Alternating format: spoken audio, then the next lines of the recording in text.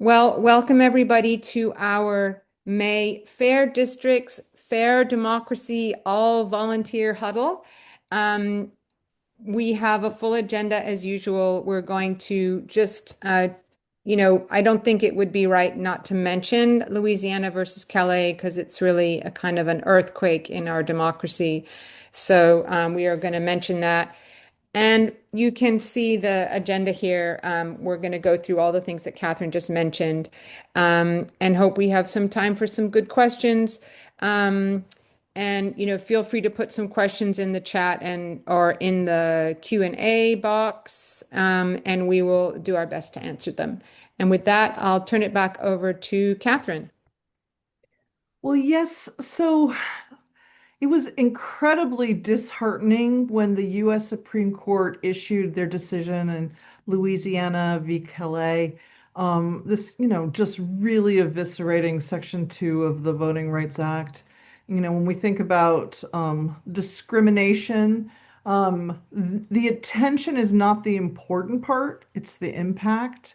And there will be very real consequences, and they're coming really quickly. I think we are very aware that when a court, the Ohio Supreme Court, said, hey, get back to work, our map makers dragged their feet. And then you have Tennessee, where they had no requirement to immediately redraw, and within a week, they've eliminated a majority Black district. So I highly encourage you, if you didn't watch the webinar yesterday, to check out the recording of our discussion yesterday. It was truly meaningful. If you want to participate in more of a conversation about the Calais decision, join us first thing tomorrow morning at 8:30. Now, most of us are not going to take a trip to Alabama, but one of the things that's wonderful is people are organizing All Roads Lead South events all over the country to really support, the folks that are really going to go through it. And then I want to encourage us all to take action. Take your time to tell Congress to pass the rules against gerrymandering. This is a national problem and we need a national solution. This Congress may not be the one to act, but letting our members of Congress know that we deserve better is really essential. Now, once again, I want to welcome you all, and I'm going to move us along to the history of direct democracy. I would like to, Mia, if you're willing to, there we go. If you're, I'd like to introduce you all to David DeWitt. He is the editor-in-chief of the Ohio Capital Journal. And the reason I invited him is in 2023, he had a wonderful series that reflected back on how our ability to do a citizen initiative, the statutory initiative, and do referendums if we didn't like legislation, how that all came about. And with that, Mr. DeWitt, I'd like to hand this off to you, and thank you. Thank you. Thank you so much, Catherine and Mia, and thank you all for having me. I'm honored to be able to talk to you all today, and I'm grateful for the invitation. So I really appreciate it. What I want to talk about really, when I started to think about this a lot, was I want to give everybody a good sense of how righteous your advocacy is in favor of democracy. And that's because it goes back to the most fundamental laws of nature. It goes back far before 1912. It goes back even much further than recorded history. It goes back to our oldest tribal societies, really, because this is the most natural law that we have. It is our freedom and liberty of ourselves and our obligation to each other living in communities and societies together. And so, like I said, it goes back to our oldest tribal societies, but as a matter of recorded theory, we can really use Aristotle as the point of departure because it begins in theory with the Nicomachean Ethics, which is around 350 BCE, where basically Aristotle is saying that humans are political animals, which means simply that we live in societies together naturally. We form communities. And from that basis comes natural justice. And that is the ethics that we have toward each other, our obligations toward each other in a civil society, and trying to have the good life for us through this natural justice that is inherent just by the nature of our existence. Now, by the 1200s, while St. Augustine established most of the dogma and philosophy of the Christian church, Thomas Aquinas was tasked himself really with squaring Aristotle with divine law. And so he came up with the concept of human law, divine law, eternal law, and what he called natural law, which was, in his conception, the reason's participation in eternal law for the freedom of excellence. So we're talking about the freedom here, our natural freedom, the natural law that we have just by our existence to be excellent. John Locke, in the Age of Enlightenment, took that a step further. He said not just natural law, but natural rights. So we have these rights of life, liberty, and he said property.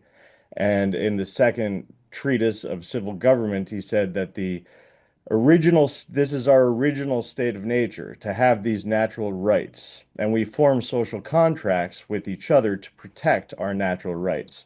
Now, we all might be familiar with where I'm going next here, because that brings us essentially up to Thomas Jefferson and the Declaration of Independence, where he synthesized a lot of these ideas in the very famous "We hold these truths to be self-evident, that all men are created equal, that they are endowed by their Creator with certain unalienable rights, those among them life, liberty, and the pursuit of happiness." And he uses this as his table setting for securing those rights.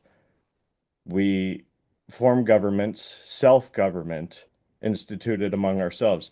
Now, the less remembered paragraph right before that, actually the first paragraph in the Declaration of Independence, actually mentions very specifically the laws of nature and nature's God. So, the separate and equal station to which the laws of nature and of nature's God entitle us as human beings. It's nature's law that entitles us to these life and liberty.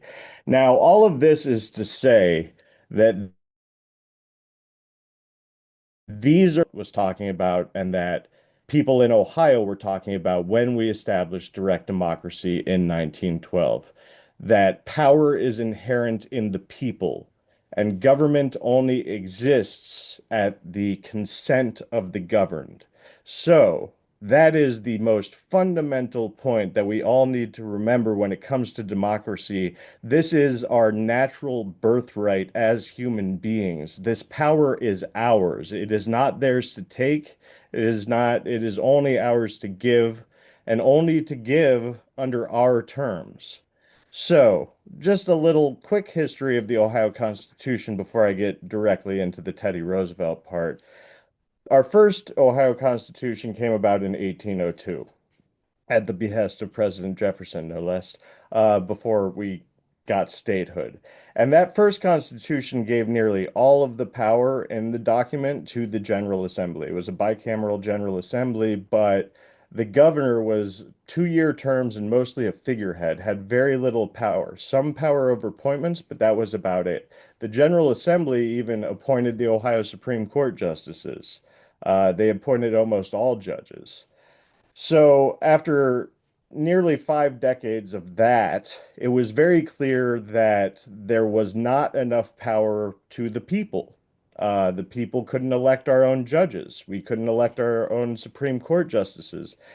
Everything had to go through the lawmakers. Even the governor that the people elected every 2 years had very little power. So, the 1851 Constitution, which is technically our current Constitution, it made a lot of these advances in power given to the people. First of all, voters could elect judges. It also put procedural and substantive limitations on the General Assembly. It also included the Jeffersonian idea that voters could call a constitutional convention when they wanted to. And it asked for every 20 years for voters to decide whether to call a constitutional convention. So, Voters did call a constitutional convention in 1874, but it didn't go very well. It basically it ended up in a bit of a mess. Um, but by 1912, the voters of Ohio did call a constitutional convention. And we mentioned 2023 at the top. And I just want to give a shout out here. We lost this spring, we lost Stephen Steinglass, who was the author of the books on the Ohio Constitution. And he's written some of the most phenomenal columns and articles, and he's published in the Capital Journal, but he's published all over the place. If you really want to read about the Ohio Constitution, look up Stephen Steinglass. I'm going to quote him directly here, though. He said, the 6 decades from the adoption of the Ohio Constitution in 1851 to the 1912 Ohio Constitutional Convention included the Civil War, Reconstruction, its abandonment, the ascendancy of Jim Crow laws, and industrial growth. During this period, Ohio continued to grow in population while becoming a political and economic powerhouse. And then he says, the urban political bosses, big business, and the special interests, including the oil and gas companies and utilities, ruled. Sound familiar? Anyone?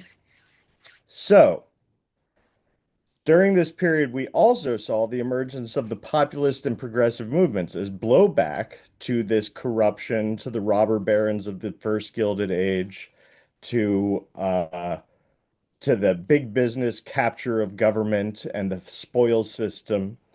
And so this popular progressive movement rose against this, and in 1912, the voters called a constitutional convention. Now, during that convention, it was a big political year as well. So you had all of the candidates come to speak. You had Woodrow Wilson, you had William Jennings Bryan, and you had Teddy Roosevelt.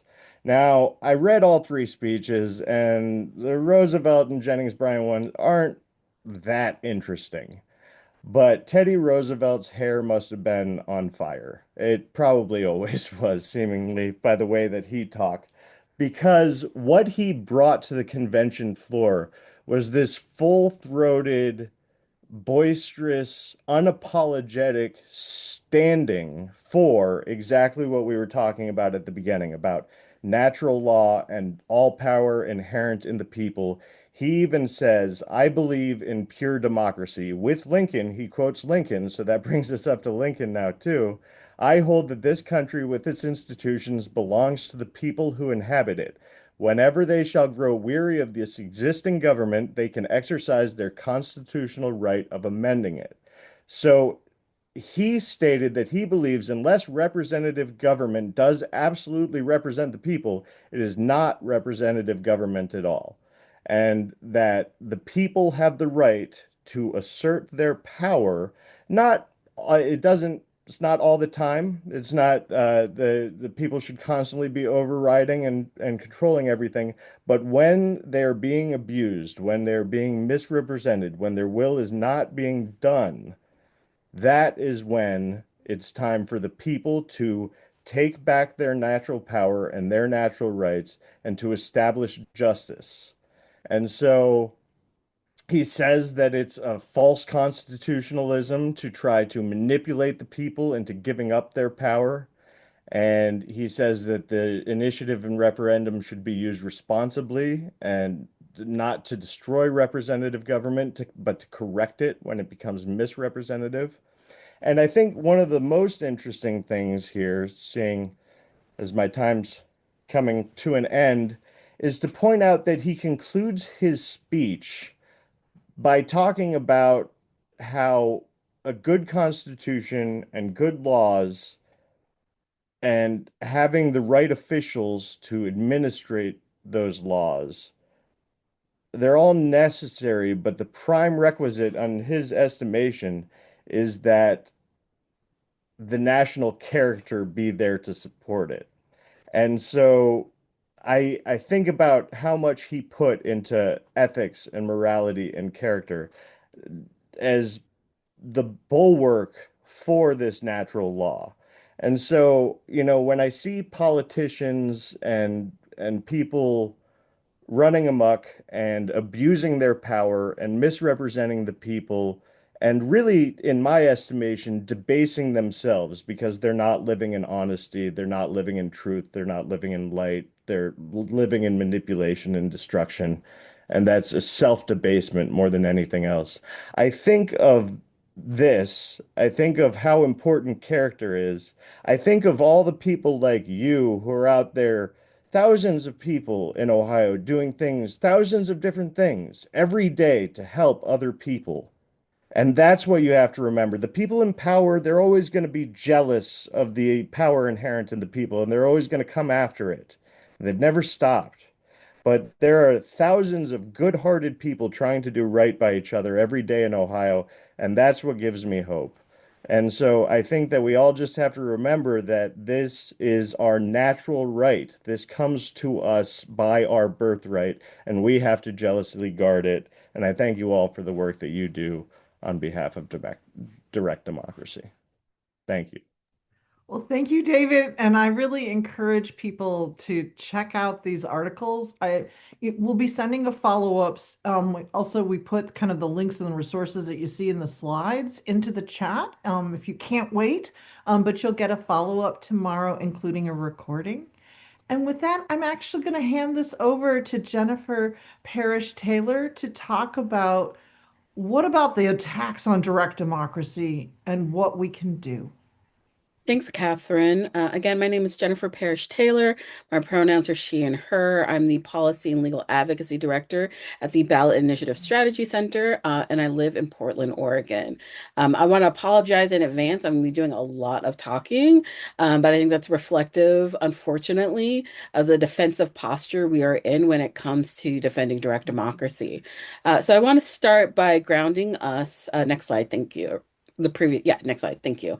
Start by grounding us in a simple but important truth. Ballot initiatives are one of the most powerful tools voters have, especially when traditional systems aren't working.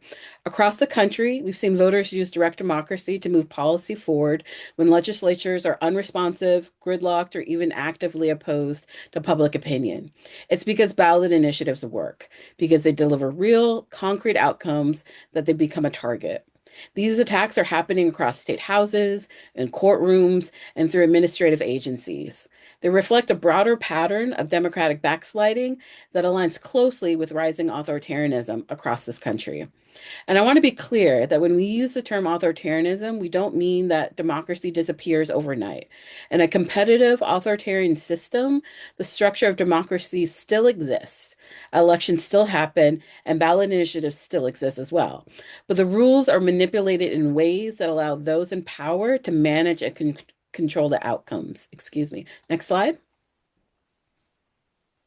While the specific tactics vary from state to state, the attacks documented in the report that I'll share in the chat right now, which is something that we put out recently, fall into several recurring and interconnected categories. The first category is signature collection restrictions. Before a ballot measure can even reach voters, it has to qualify for the ballot. And increasingly, states are making that threshold harder to meet. We're seeing restrictions on where signatures can be collected, when they can be where they can be collected, when they can be collected, and who is allowed to collect them. At the same time, signature thresholds are being raised and collection windows are being shortened. Many states have layered on additional rules governing circulators themselves. Some prohibit paying collectors, others have citizen requirements, notarization, registration, background checks, or mandatory training. And timelines are often extremely tight, sometimes just a few months to gather tens or hundreds of thousands of signatures.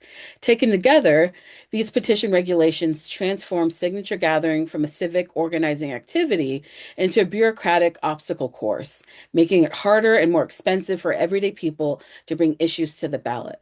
The second category is supermajority requirements and the expansion of minority rule. In several states, lawmakers have moved to raise the threshold required for ballot measures to pass beyond a simple majority, even though elected officials themselves are typically chosen by simple majority or less. States like Arizona, Florida, and North Dakota have enacted or proposed these higher thresholds. In some cases, have done so in direct response to voter-approved measures on issues like minimum wage, healthcare, or reproductive rights. The effect of these policies is straightforward. They allow a minority of voters to block policies supported by a clear majority. And in some cases, proposals go even further, requiring measures to pass multiple times before they can take effect. What emerges is a system that preserves the appearance of participation, but fundamentally weakens the principle of majority rule. This reflects a broader dynamic in competitive authoritarian systems. Democratic structures remain in place, but the rules are adjusted so that outcomes become more predictable and more controllable by those already in power. The third category is increased scrutiny of ballot content and judicial capture. Here, the barrier shifts from getting on the ballot and winning at the ballot box to what happens in the courts. Many states rely on single subject rules or similar standards that in theory are meant to keep ballot measures clear and focused. But in practice, these rules often rely on vague or subjective interpretations that give courts and officials wide discretion. We've seen measures that combine related policy changes, like funding a program through a dedicated tax, rejected for being too complex, even when they are clearly understandable to voters. In states like Florida and Arkansas, this discretion has been used in ways that effectively function as a gatekeeping mechanism, particularly on issues like reproductive rights or redistricting. So even when voters win at the ballot box, the outcome is no longer guaranteed. It becomes subject to a second layer of legal and administrative approval. The fourth category is administrative and executive interference. This happens when a few officials use the powers of their office to influence the process directly, outside of formal legislation. Secretaries of states, attorneys general, governors, and election boards can delay certification, change ballot language, restrict circulation practices, or use public resources to oppose initiatives. Even when these actions are framed as neutral administration, they can have the effect of injecting partisan pressure into what is supposed to be a protected democratic process. And that raises a critical question. Does the initiative process depend on voter support or on the preferences of the officials administering it? The fifth category is post-election sabotage and legislative override. Even when initiatives qualify and pass, they're increasingly subject to reversal or weakening after the fact. Across states, we see similar patterns: repeal efforts, defunding, delayed implementation, and legal reinterpretation. What this shows is that passage at the ballot box isn't the end of the process. It is increasingly the beginning of a new political fight. And finally, when we step back, what becomes clear is the cumulative impact of all these categories. Individually, each tactic may appear technical, procedural, or limited in scope. But collectively, they create a system of layered barriers that affect every stage of the ballot measure process, from qualification to the ballot to implementation. The result, is a system that retains the outward form of direct democracy while steadily stripping away its substance. And understanding that cumulative effect is essential, because defending direct democracy is not just about any one rule or reform. It is about whether voters retain meaningful power to shape the laws that govern them. Next slide. First, I want to talk through four states in particular. We'll look at Florida first. So following a series of high-profile ballot measure victories that directly challenge legislative priorities, including minimum wage increases, voting rights restoration, and other reforms that directly challenge legislative priorities, state leaders embarked on a sustained campaign to restrict the initiative process. While Florida voters technically retain access to the ballot, its practical accessibility has been severely constrained. In Mississippi, in 2020, voters overwhelmingly approved the ballot initiative to expand Medicaid. Rather than implementing the will of the people, state officials challenged the process itself. In 2021, the Mississippi Supreme Court invalidated the initiative process due to a technical flaw in the state's constitution's signature distribution requirements, an issue the legislature had long failed to fix despite repeated warnings. The legislature's refusal to repair the process effectively eliminated statewide citizen initiatives. This outcome was not an accident, but the result of deliberative inaction. In Arkansas, it exemplifies a different but equally dangerous approach to undermining direct democracy, allowing voters to act, then refusing to respect the outcome.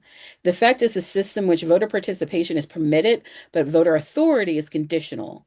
By normalizing legislative override and post-election sabotage, Arkansas sends a clear message. Direct democracy is acceptable only when it aligns with legislative preferences. Over time, repeated overrides and legal challenges diminish public trust and discourage civic engagement, reinforcing authoritarian norms without formally eliminating the process. And the last example I want to highlight is Missouri and Nebraska, and both illustrate a further evolution in these patterns of attacks, allowing measures to qualify, pass decisively, then weakening or partially repealing them during implementation. In 2024, voters in both states overwhelmingly approved citizen-led economic justice initiatives guaranteeing paid sick leave protections. And in Missouri's case, as you all well know, raising and indexing the minimum wage. Yet in both states, legislative leaders moved swiftly to undermine those wins. In Nebraska, LB 415 rewrote the implementation framework to create a partial repeal. Entire categories of workers, including temporary, seasonal agricultural workers and young workers under the age of 16, were excluded from protections voters had just approved. And here in Missouri, House Bill 567, in Missouri 567, it eliminated, excuse me, I'm going too quickly as I'm getting tongue-tied, eliminated inflation adjustments to the minimum wage and repealed the paid sick leave guarantee outright. This highlights what we're seeing in the field as decisive struggles occur after Election Day through implementation delays, statutory reinterpretation, administrative narrowing, and legislative override. In some cases, partisan secretaries of state or attorneys general initiate or support litigation that slows enforcement or invites courts to narrow voter-approved reforms. Next slide. And while those are just a few examples in select states across the country, similar tactics are being deployed to control participation, limit outcomes, and insulate powerful decision makers from voter accountability. In this framework, democratic mechanisms are not eliminated, they are managed. Rules are rewritten, standards are raised, and discretion is shifted upward, away from the public and toward partisan actors who control administrative and legal choke points. Consequently, the ballot measure process has become a central target within the broader authoritarian projects. And so we see this in a couple of ways. One, constraining participation without ending access, shifting authority from voters to gatekeepers, normalizing the reversal of voter will. And so these attacks on ballot measures frequently follow moments of voter success, particularly on issues such as healthcare access, reproductive freedom, labor protections, and voting rights. These responses are reactive by design and aimed not at correcting flaws in the process, but at preventing similar outcomes in the future. Over time, repeated instances of override or sabotage send a clear message. Participation does not guarantee power. This erodes public trust, discourages civic engagement, and reinforces the perception that democratic participation is symbolic rather than binding. And so direct democracy as a canary in the democratic coal mine. So what do I mean? How this is illustrated is that ballot measures operate outside traditional representative channels. They often reveal democratic breakdown earlier and more clearly than other institutions. When lawmakers respond to citizen-led victories by restricting, dismantling, or nullifying the process itself, it signals a deeper unwillingness to accept popular sovereignty. Understanding the ballot measure process as a front line of democratic defense is essential to recognizing what is at stake and why these attacks demand a coordinated response. And my last slide, because we want to end on a more hopeful note, because a lot of this is somewhat scary. As I said, I want to be honest and say that this analysis can seem really scary. The threats are real, but so is the hope. So is the work that our partners like you all are doing in the field. And so is the work that we have ahead of us at BISC. And that brings me to the final section of the report that I shared, which is also my favorite, defense. So what are we going to do? Our defense strategies must be sustainable and collective, engaging legal, legislative, narrative, and movement building strategies together. So what does this look like? Well, it looks like early monitoring and warning. It looks like legal defense and strategic litigation, which means courts remain a critical arena for defending a direct democracy. Strategic litigation can block harmful laws. It can deter future attacks and establish legal precedents that strengthen ballot access nationwide. And it means also resourcing proactive and defensive campaigns. I don't have to tell you all, but money is going to be key to our wins, and early money and money that comes often is going to be super important. And we have to have a proactive policy and structural protection. So, what does that mean? It means a core component of long-term defense must be the advancement of affirmative policies that protect and strengthen the ballot measure process. So as we are building out campaigns that are rooted in issues that we care about and that our communities care about, there also has to be an aspect of protecting the process itself built into those campaigns and in the education that we do in our communities. And with that, in conclusion, on paper, direct democracy still exists. You can still vote, ballots are still printed, and courts still operate. In practice, though, the rules are being tilted so that when voters threaten entrenched power, their decisions are no longer carrying the same weights. This matters because ballot initiatives are not abstract policy tools. They're how people have secured paid sick leave, affordable health care, fair elections, and basic dignity when lawmakers refuse to act. When those voter decisions are ignored, real people lose real protections in their daily lives. The question before us is not whether elections still happen, it's whether they still matter. And so BISC is busy supporting partners as they navigate these threats, analyzing the landscape, and thinking critically about the future of democracy as authoritarianism rises. We've got this report that we've released, and then we have several more that will be on the horizon that are digging deeper into the state of our democracy, including kind of what states are most at risk of losing the process, where we might be able to expand, and what are the implementation battles that we're facing ahead. So happy to pause there and take any questions that folks may have. So Jennifer, I have always been so impressed with the folks in Arkansas and how they have repeatedly taken advantage of direct democracy and signature collection and advancing important policies. Can you Mhm. tell us a little bit about how they're fighting back against the attacks on direct democracy there?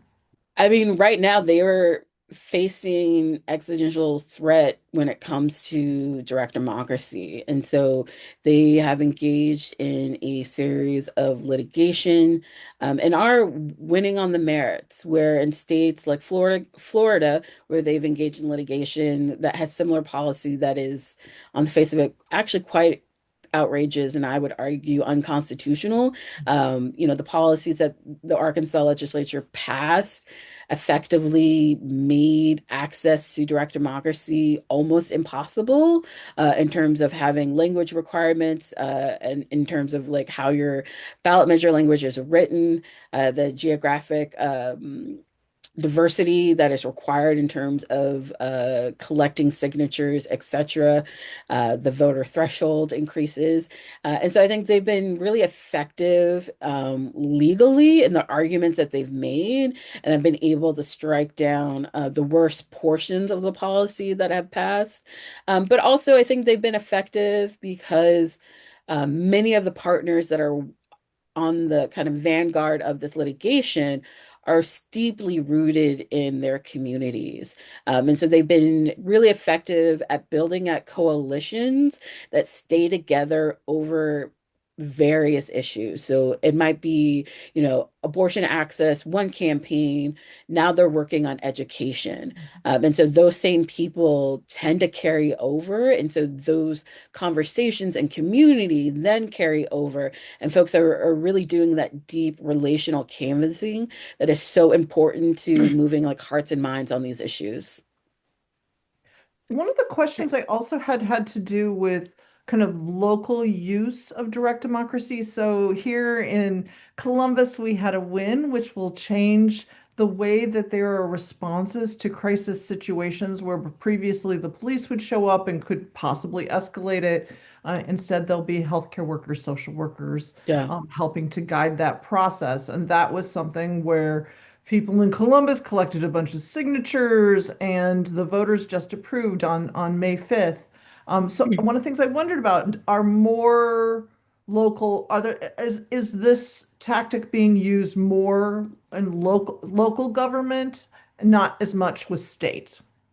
So what we're seeing, because more and more states are being gerrymandered in such a way where there are more and more restrictions on direct democracy, communities are turning to the municipal level to move progressive policies forward.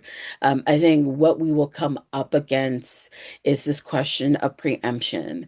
And so as more and more municipalities are moving the similar policies or the same policies forward, at what point does that put pressure on the state to do something statewide, or does it push the state to adversely move to push policy to undermine the municipal policies that are passing? So here at BISC, we are, I wouldn't say necessarily struggling with that very question. We are contending with, well, what does it mean to track ballot measures at the municipal level? Because right now we only do statewide, and that is quite a lot of ballot measures.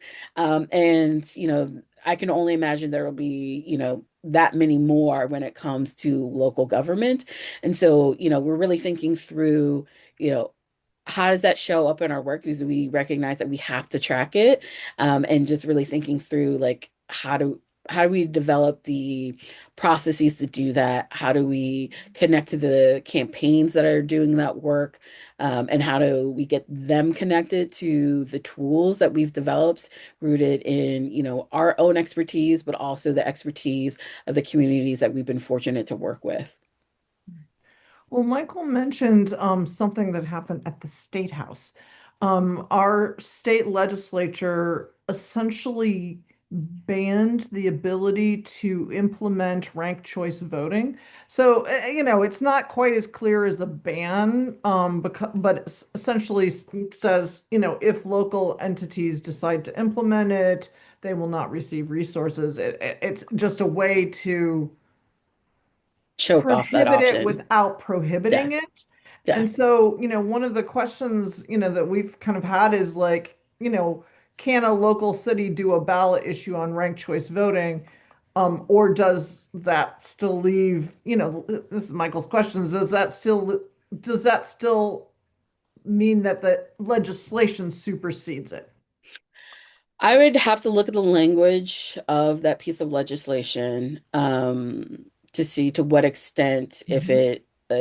it prevents the implementation of ranked choice voting. I mean, I think the one way to work around it, if they're trying to choke off resources to implement that work, is, well, how do local governments build into their own budgets ways to implement it? So I mentioned that I'm from Portland, Oregon. I was part of the campaign to get ranked choice voting passed at the city level.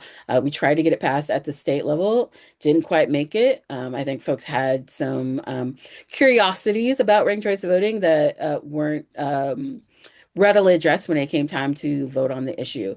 And so I think for me, in terms of strategy, what I would look at is, well, if the state's not going to pay for it, how can we pay for it ourselves? And what does that look like? And then how can we bundle ranked choice voting? Like, for example, we have a small donors program at the city of Portland where contributions will be matched. Maybe it's bundling it something with that, and like having a like democracy platform that is attractive to the everyday person, that they're willing to accept the cost of implementation. Well, I have to say, this is one of the things that makes me crazy. We're a home rule state, but the state legislature definitely tries to put their thumb on the scale. David, since you're here with us, I'm guessing you have a question or two. Do you want to throw out a question?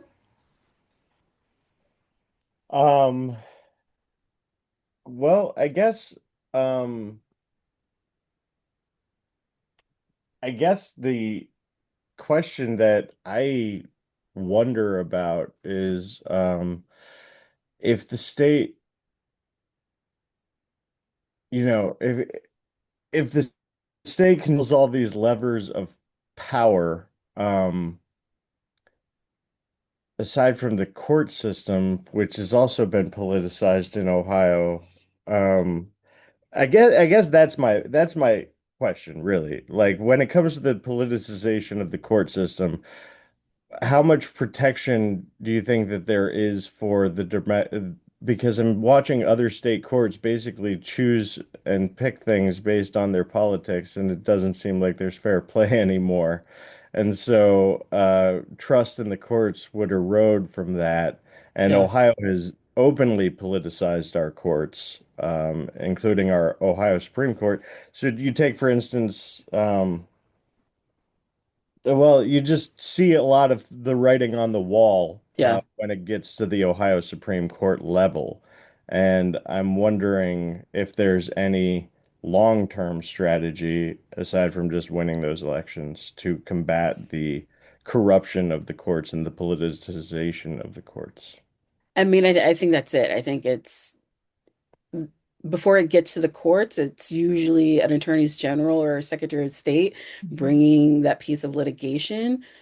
And with it being over politicized, it folks have to start winning those races to get to more fair courts. I mean, I look to places like Montana that are working on a ballot measure to have nonpartisan courts and really having that be embedded there and what that looks like. And that's going to be easier in some states than others.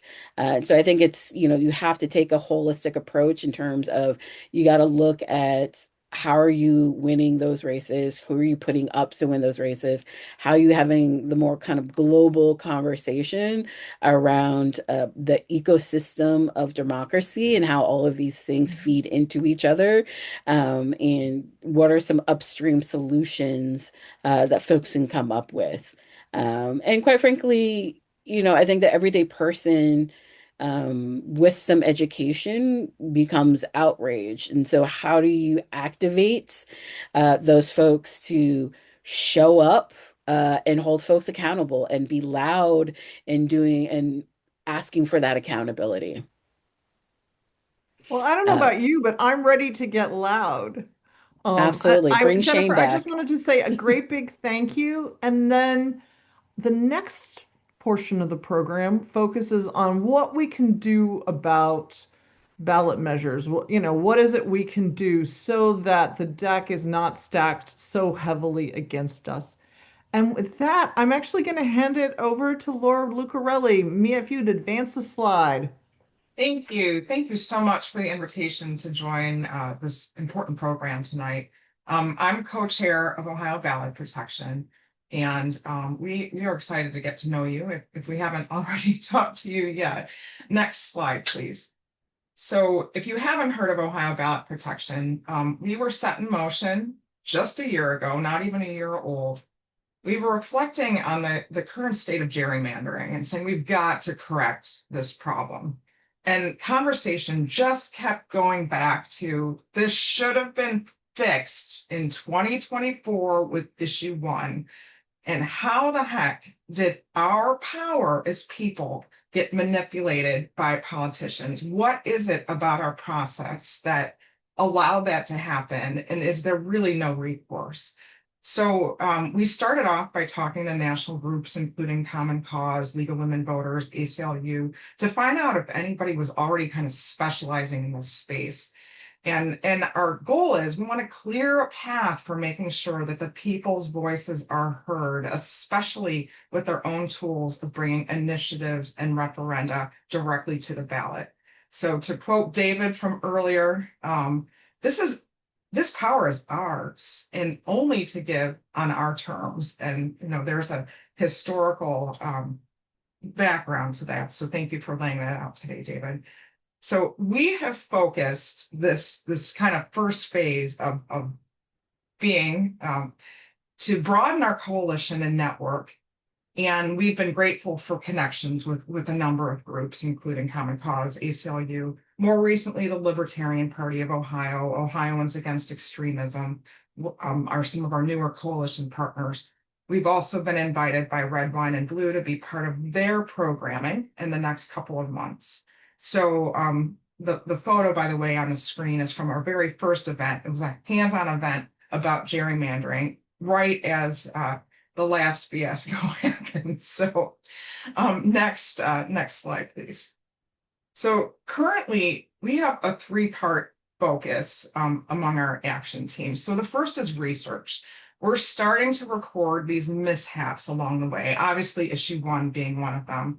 And we're attaching these case studies to a framework that talks about how our process does work and where there are roadblocks along the way. And Jennifer beautifully laid out a lot of the tricks that have been happening over the past several years.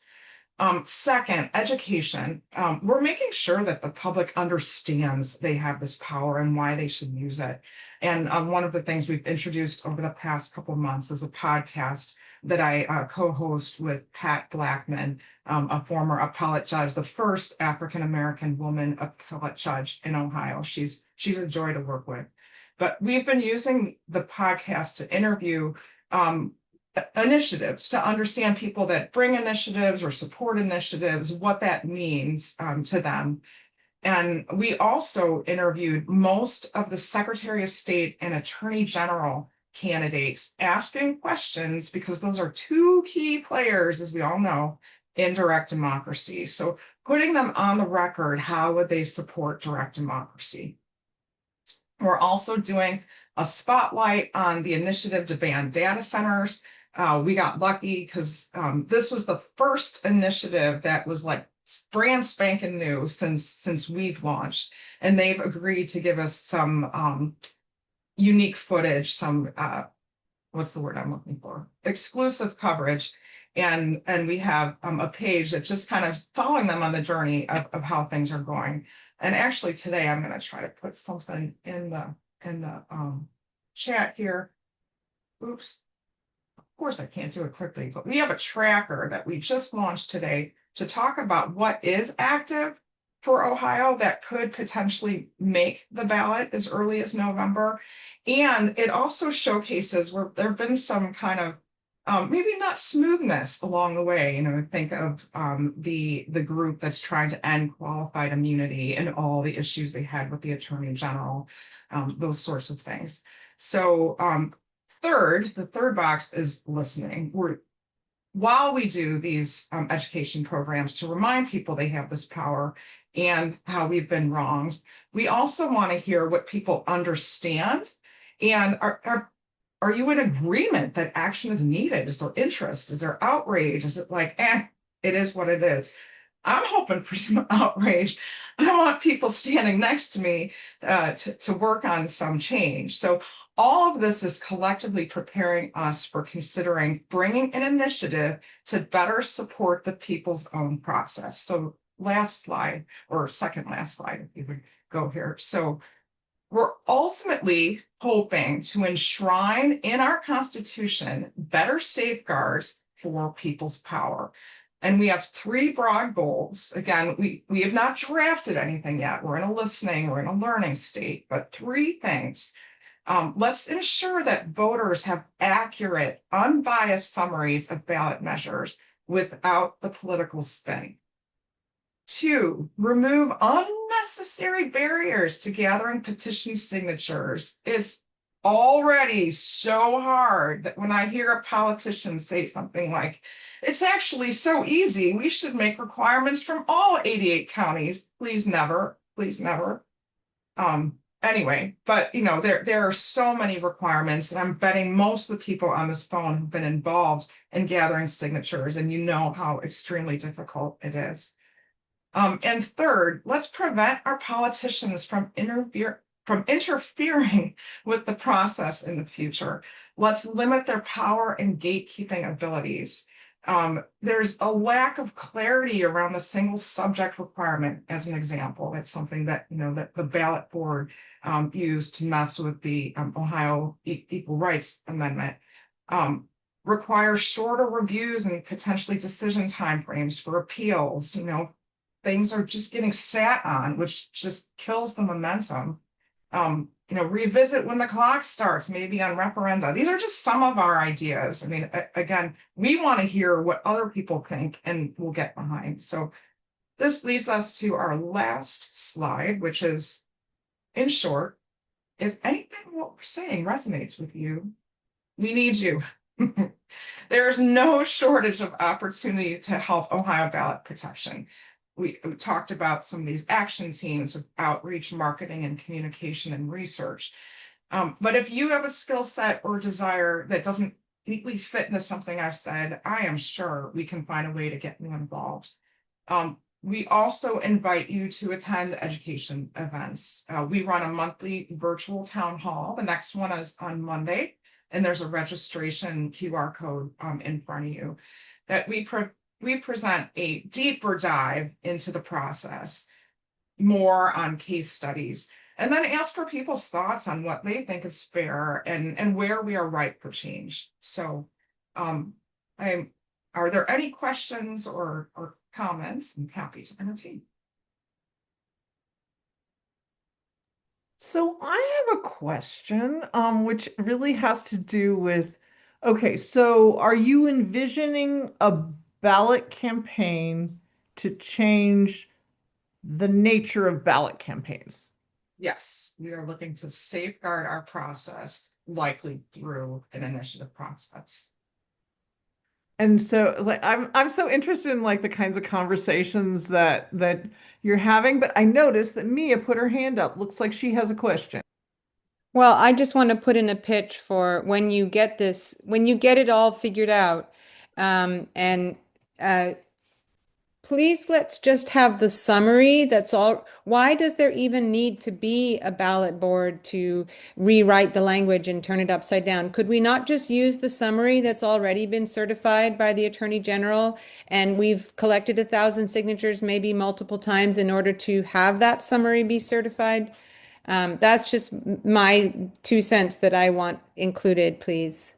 Yes, I heard and totally agree. And also, could we sort out the whole business about Form 15s? I have, those of us who went through the Citizens Not Politicians campaign and the emphasis that they had on making sure that everything was, all the T's were crossed and the I's were dotted, and everyone who smelled a petition at 50 feet away had filled out a Form 15. And this worries me a little bit about some of the campaigns, like the discrepancy between the amount of lawyering that went into that campaign and the amount of lawyering that's going into some other campaigns. I think that's an issue that needs to be looked into, like how are that's something that Jennifer talked about. How are these laws being used to really stifle and smother campaigns as opposed to really, in illegitimate ways, those kinds of legalistic barriers, etc. There's no shortage of barriers. I think you kind of answered the question for us. There's quite a minefield, and it's learning how to work within what we have right now. And I am very hopeful that by the time we can run an initiative to protect our initiative, we have a more realistic and people-friendly, people democracy-friendly ballot board to approve, hopefully the last time that group even needs to do something like that, right? So part of this is like monitoring the political environment and not cutting off our nose to spite our face. That makes sense. I keep thinking about the people who, did referendums and just genuine unfairness. The deadline is so incredibly 90 days. tight. I just think there are a lot of people who have collected a lot of signatures that are ready to think about, well, how do we actually defend direct democracy? I was also really taken with Jennifer's, this is the canary in the coal mine. This is the first real clear sign of authoritarian overreach.